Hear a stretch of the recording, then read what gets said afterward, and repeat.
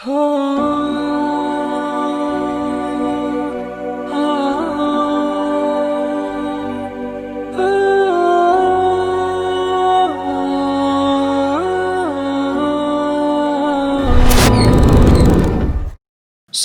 warahmatullahi wabarakatuh.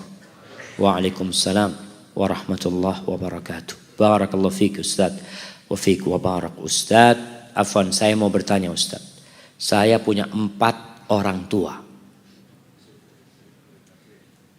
2 orang tua kandung ana sendiri. Dan 2 lagi orang tua yang mengasuh ana sampai dewasa sejak ana kecil.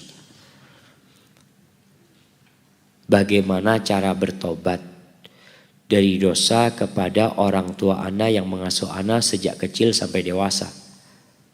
Tapi beliau sudah meninggal apa sudah meninggal? Di saat ana masih alia kelas 2. Dan di saat itu ana masih sering buat mereka nangis karena akhlak ana yang sangat buruk. Dan setelah ana dapat hidayah, sekarang ana hanya menangis saja mengingat itu semua. Dan sekarang orang tua kandung ana masih hidup. Ketika mengingat dan mendengar ceramah Ustadz di YouTube, ditambah sekarang ana jadi rindu sama mereka. Ana ingin bertemu mereka. Tapi sekarang saya masih kuliah di Malang. Sedangkan orang tua ana di timur yang jauh di sana. Bagaimana cara ana berbakti kepada mereka yang jauh di sana dan yang udah meninggal. Subhanallah jamaah. Kita itu berbakti sama orang tua bukan pura-pura berbakti. Artinya kebaktian yang pura-pura itu kalau ada orangnya kita baik. Nggak ada orangnya kita buruk.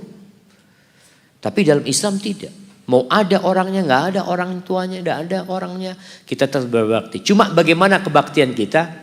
Kalau tadi buat orang tua asuh, dia punya orang tua asuh. Maka ketahuilah bahwa Nabi SAW mengatakan, Man sana'a ilaikum ma'rufan fakafi'uh.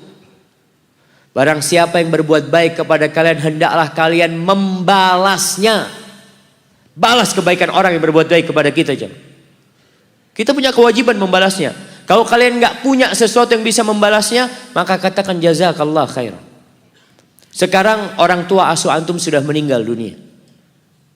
Maka tugas antum adalah banyak mendoakan. Banyak mendoakan.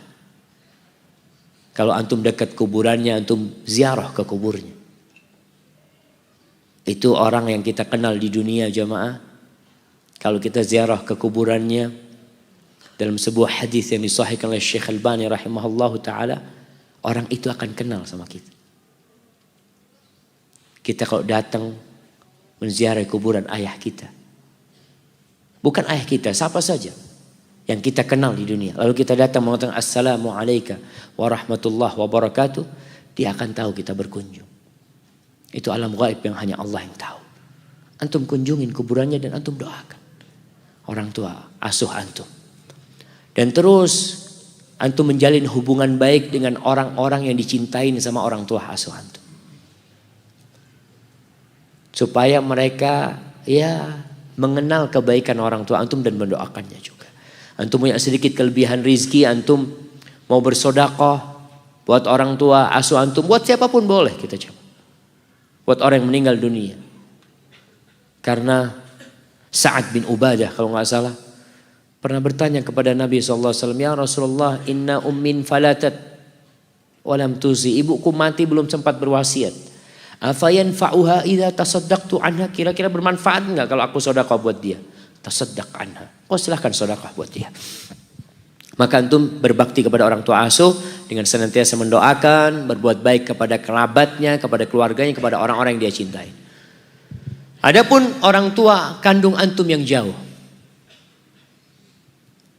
maka antum tetap wajib berbakti dengan segala keterbatasan. Yang pertama, antum minta keridhaannya, antum berada di Malang ini, kuliah di sini. Antum telepon, kalau punya rezeki liburan kumpulin duit.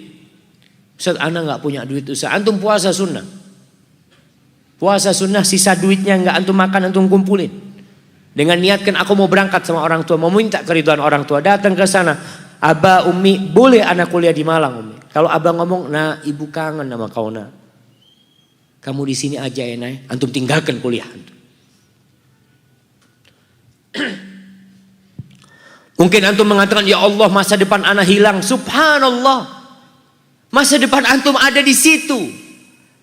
Ketika sahabat tadi yang ingin berjihad, kata Nabi SAW, tetap di ibumu sana. Di situ ada surga. Di situ ada masa depan antum. Wallahi jamaah, kuliah itu tidak menentukan antum jadi orang sukses. Ana tadi malam bertemu dengan orang, Masya Allah. Orang tuanya ini, dia sekolah di Gontor gak lulus kata dia. Kuliah semester pertama berhenti. Berhenti dia. Semester pertama apa kedua dia berhenti kata dia. Kata bapaknya ngomong, alhamdulillah nak, bapak berhenti. Kalau kuliah gak tahu jadi apa bapak. Mungkin jadi pegawai aja bapak kata dia. Dengan berhenti kuliah, jadi pengusaha. Jadi jangan berpikir antum kalau kuliah itu rizkinya lebih banyak jamaah. Ada satu orang, Masya Allah, ada seorang Pak Haji. Dia itu baca tulis gak bisa. Tapi pegawainya S2, S1, Masya Allah jemaah. Dia ini yang punya gak bisa baca tulis. Karena rezeki itu tidak kenal dengan kuliah. Antum pikir profesor ahli ekonomi itu rezekinya lebih banyak daripada yang lulusan SD? Nggak ada. Rezeki itu tidak bergantung sama ilmu. Tidak dengan, ya antum belajar ilmu. Tapi untuk diamalkan dalam kehidupan ini. Karena kalau kuliah anak terus terang anak banyak kecewa dengan lulusan kuliah. S1 pertanian, kerjanya di administrasi. Loh, kok iso anak ngomong? Nanem apa antum di kantor? Antum bisa lihat negeri kita ini jemaah pertanian, Masya Allah kalah sama Thailand. Padahal ada IPB. IPB itu dulu diplesetkan. Karena kebanyakan lulusan IPB itu kerja di bank. Institut Perbankan Bogor. Sampai diplesetkan seperti itu. Karena orang gak mau ke sawah. Orang gak mau menanam jemaah. Maka kalau bicara kuliah, lihat antum kuliah. Antum bener gak? Kuliah ini memang ilmu yang antum pelajarin akan antum praktekkan dalam kehidupan antum. Kalau ternyata enggak Ustaz, cuma butuh ijazahnya Ustaz. Karena daftar kerja harus pakai ijazah. Jadi ilmunya enggak ada gunanya. Karena memang dia dari awal cuma mau dapat ijazah.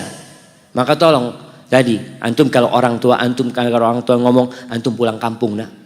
Antum mungkin berpikir ya Allah kerja apa di kampung ya.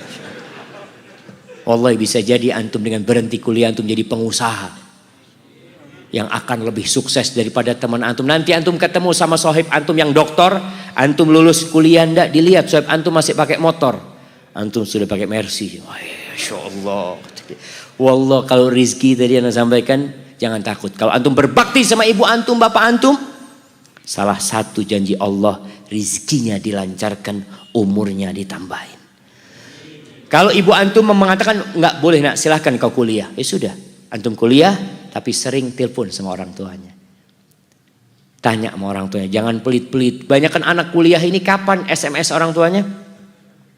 Kapan? Akhir bulan. Ayah fulusnya sudah tipis. Allahu Akbar. Jangan, antum nggak bisa ayah fulus jangan dikirim, aneh yang kirim fulus. Masya Allah, itu yang diinginkan orang tua jamaah.